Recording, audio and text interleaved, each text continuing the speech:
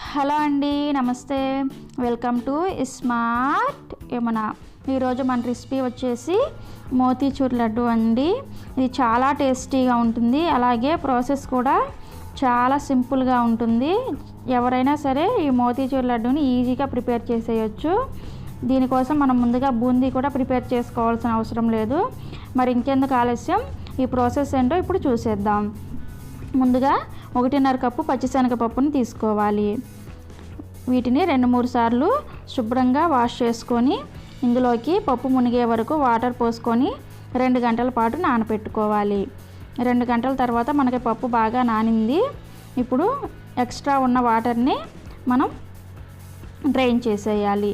ఈ విధంగా జాలిగరిటెలో వేసి డ్రైన్ చేసుకోండి. ఈ విధంగా డ్రైన్ చేసుకున్న తర్వాత 15 నిమిషాల పాటు ఈ పప్పుని అలానే వదిలేయాలి. 15 నిమిషాల తర్వాత ఈ మొత్తం పప్పుని కూడా మిక్సీ జార్లో వేసి కచ్చాపచ్చాగా మిక్సీ పట్టుకోవాలి. ఎలాంటి వాటర్ని యాడ్ చేయకుండా మిక్సీ పట్టుకోండి.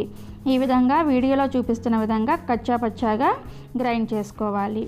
ఇదే విధంగా మొత్తం పప్పునంతా కూడా ఈ విధంగా గ్రైండ్ చేసుకోండి.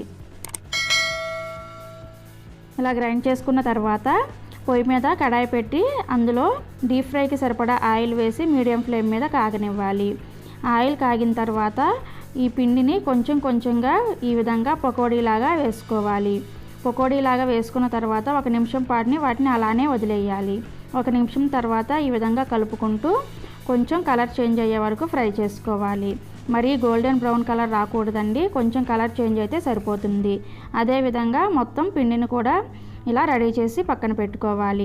వీటిని కొంచెం సేపు చల్లారనివ్వాలి. చల్లారిన తర్వాత మరలా వీటిని మిక్సీ జార్లో వేసి కోర్సుగా గ్రైండ్ చేసుకోవాలి.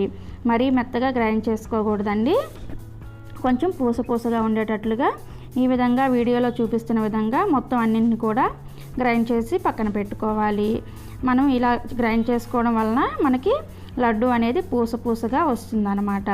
ఈ విధంగా మొత్తం గ్రైండ్ చేసుకున్న తర్వాత ఇప్పుడు స్టవ్ వెలిగించి కడాయి పెట్టి అందులోకి 1 స్పూన్ నెయ్యిని వేసి వేడి చేసుకోవాలి.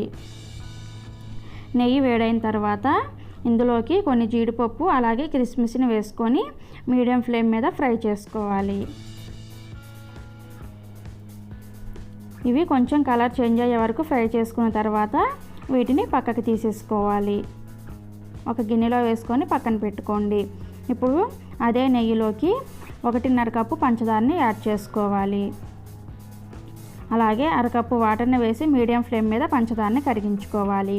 మనం పప్పు ఎంత క్వాంటిటీ తీసుకుంటే పంచదార కూడా సేమ్ అదే క్వాంటిటీని తీసుకోవాలి. దీనికి ఎలాంటి పాకం రానవసరం లేదండి, జస్ట్ కొంచెం స్టిక్కీగా ఉంటే సరిపోతుంది. చూసారా, ఈ విధంగా ఉంటే సరిపోతుంది. ఈ విధంగా వచ్చిన తర్వాత ఇందులోకి కొంచెం ఫుడ్ కలర్ని యాడ్ చేశాను. మీకు ఇష్టమైతే యాడ్ చేసుకోండి, లేకపోతే ఇది ఆప్షనల్ మాత్రమే. ఒకసారి ఈ విధంగా కలుపుకొని ఇందులోకి 1/2 స్పూను నిమ్మరసాన్ని యాడ్ చేసుకోండి. అలాగే ఇందులోకి మనం ముందుగా మిక్సీ పట్టుకున్న పౌడరు 1/2 టీ స్పూన్ యాలకుల పొడిని కూడా యాడ్ చేసుకొని 1 స్పూన్ నెయ్యిని కూడా యాడ్ చేసి మొత్తం అంతా బాగా కలిసేటట్లుగా కలుపుకోవాలి. ఈ షుగర్ అంతా కూడా ఈ మిశ్రమానికి పట్టేటట్లుగా మిక్స్ చేసుకొని ఈ విధంగా కొంచెం డ్రైగా అయ్యే వరకు మనం మిక్స్ చేసుకుంటూనే ఉండాలి. ఈ విధంగా అయిన తర్వాత మనం ముందుగా ఫ్రై చేసుకున్న జీడిపప్పు కిస్మిస్ని కూడా యాడ్ చేసుకొని ఒకసారి కలుపుకోవాలి. కలుపుకున్న తర్వాత స్టవ్ ఆఫ్ చేసేయాలి. ఈ విధంగా కలుపుకొని మూత పెట్టేసి దీన్ని కొంచెం చల్లారనివ్వాలి. కొంచెం చల్లారిన తర్వాత వీటిని గోరువెచ్చగా ఉన్నప్పుడు చేతికి కొంచెం నెయ్యిని రాసుకొని ఈ విధంగా లడ్డూలను చుట్టుకోవాలి. మనం పాకం పట్టేటప్పుడు నిమ్మరసం వేయడం వలన ఈ లడ్డు అనేది జ్యూసీగా ఉంటుంది. ఈ విధంగా లడ్డూలను చుట్టుకుంటే మనకి టేస్టీ మోతీచూర్ లడ్డు అనేది రెడీ అయిపోతుంది. అంతేనండి, ఎంతో టేస్టీగా ఉండే మోతీచూర్ లడ్డు రెడీ. మీకు కనుక ఈ స్వీట్ రెసిపీ నచ్చినట్లయితే ఇప్పుడే స్మార్ట్ యమునా ఛానల్ సబ్స్క్రైబ్ చేసుకొని మరిన్ని రెసిపీస్ కోసం పక్కనే ఉన్న గంట సింబల్ని కూడా ప్రెస్ చేయండి.